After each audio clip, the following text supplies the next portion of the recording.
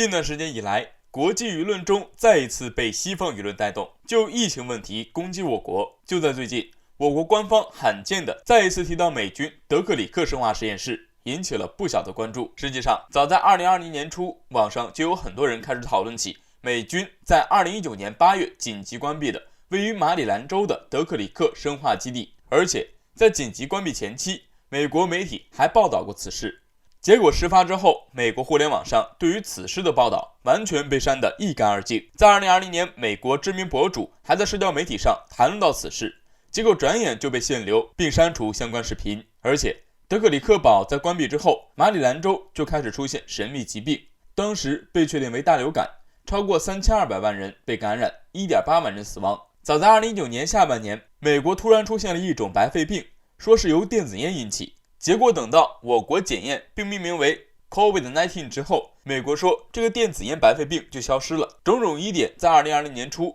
我国网上就认为武汉出现的病毒很大概率就是美军参加军运会时传播过来的。不过在相当长的时间里，很多国民觉得学识丰富这种论调只是一个信息复杂的阴谋论。然而在2021年1月18号、19号，我国官方再次提起对美军德克里克堡生化实验室的调查，我国官方绝无的放矢，这显然意味着此次全球泛滥的新冠源头有了初步目标。这恐怕也就是为何美国一再想要把这盆脏水泼在我国身上。我国春秋综合发展战略研究院专家陈平教授在去年4月份的时候就指出，美国人就从未停止过对战争的准备，生化战同样是美国长期研究的一个重要项目。网上怀疑美军研究生物战争实验室病毒泄露，就说是阴谋论的人，实际上完全不懂美国历史。根据网上仅有的一些资料显示，德克里克堡已经有近100年历史。早在上世纪40年代，美国军方就雇佣了威斯康星大学的生化专家艾拉·鲍德温，要求其秘密研发生化武器。当时被选择为研发地点的就在马里兰州一处美军国民警卫队废弃的基地，命名为德克里克实验田。1年之后，该地区警戒级被划分为军事机密，指定为美国陆军生物战实验室总部。国际互联网上最后被网友们挖掘的消息也显示，2019年8月，德克里克堡被紧急关闭之前的小段时间里，美国陆军传染病医学研究院就向五角大楼警告，出现了2次病毒泄露事故，并举报该实验室研究中从未执行生物安全操作程序。有分析人士就指出，美国作为目前全球感染人数最多的国家，很可能并非单纯来自对疫情的管控不力。纽约是全美疫情的震中，而它距离德克里克堡仅240英里，折合一下不到400公里，而美国本土就有超过1000所生化实验室，全球超200家军事生物实验室。而在生物实验室的周边地区，经常有各类传染病流出，而此前有世卫组织提到过要检测德克里克堡，结果第2天该地区就发生爆炸，这就巧合的有些过分了。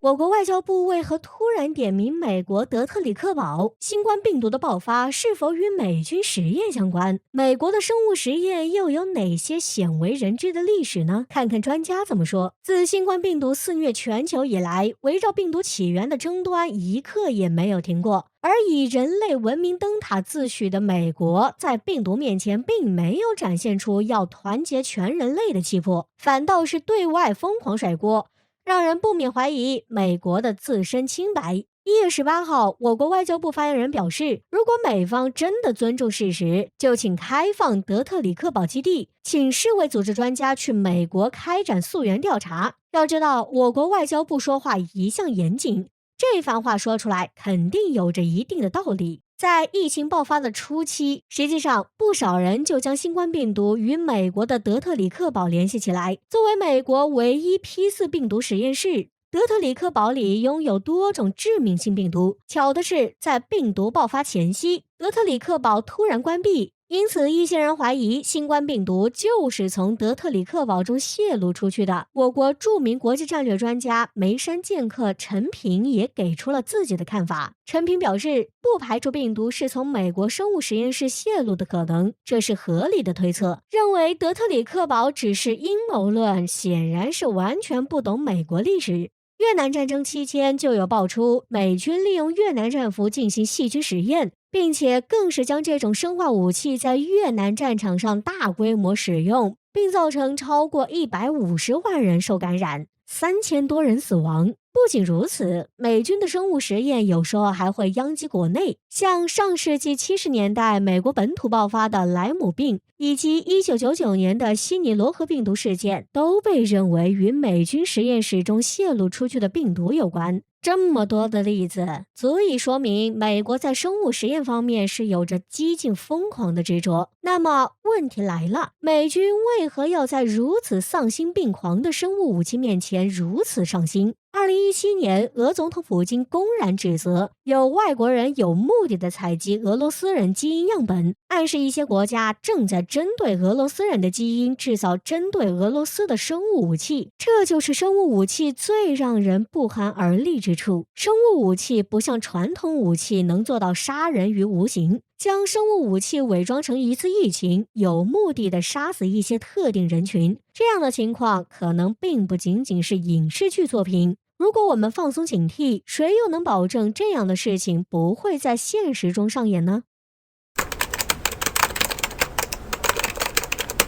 白宫文件揭示，美要扶植一个强大的印度针对中国，为何印度网友反而不乐意了？随着美国现任总统特朗普的离任，其执政4年的一些执政方针也逐渐明了。近日，白宫方面就解密了一些文件，表示了特朗普执政期间为应对中国崛起而采取的一些战略，其中有一条还提到了中国的邻国印度。白宫文件显示，印度的崛起将在印度洋与太平洋地区制衡中国，美国、英国扶植一个强大的印度，提高其作为安全网络提供者和主要防务伙伴的能力，在共同的地区安全关切问题上加强合作，并鼓励印度参与印度洋以外地区的事务。言外之意，特朗普执政时期的美国希望扶植印度针对中国。在2018年2月份的时候，美国总统特朗普批准了美国印太战略框架，其中就把印度纳入了美国印太战略的框架。之后，印度与美国的关系也是节节攀升。如今，中印两国在边境地区存在摩擦，从去年6月份至今，双方也是陈兵对峙于边境。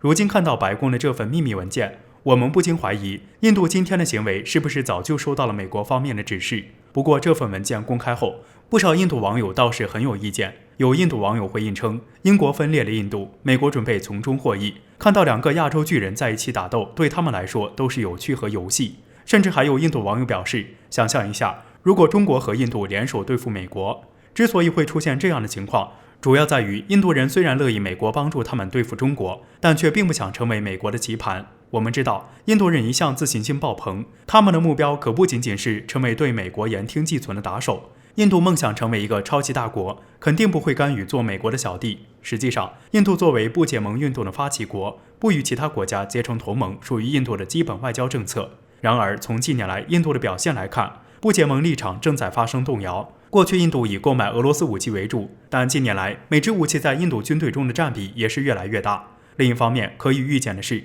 万一哪一天印度发达了，真正成为能左右一个地区的国家，美国恐怕也不会给印度任何的好脸色。同时，等到印度的发展威胁到美国的地位，美国也肯定会想办法打压印度。美国对外政策并不讲究平等互利，而是要求美国优先，这也是印度与美国之间的一个埋雷，就看印度人能不能及时醒悟了。